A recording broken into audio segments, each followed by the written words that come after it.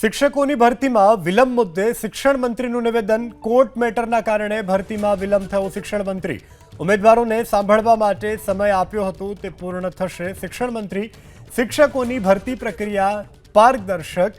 કચ્છમાં શિક્ષકોની ભરતી પ્રક્રિયા ચાલી રહી છે। એક પોર્ટલ બનાવી અને ભરતી સરળ ઝડપી બનાવાશે। શિક્ષણ મંત્રીનું નિવેદન।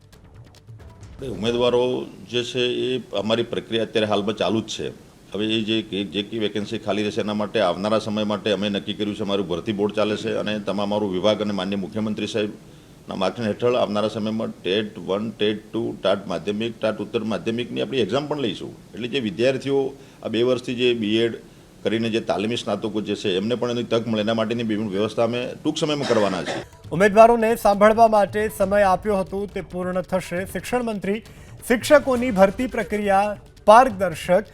કચ્છમાં શિક્ષકોની ભરતી પ્રક્રિયા ચાલી રહી છે। એક પોર્ટલ બનાવી અને ભરતી સરળ ઝડપી બનાવાશે। શિક્ષણ મંત્રીનું નિવેદન।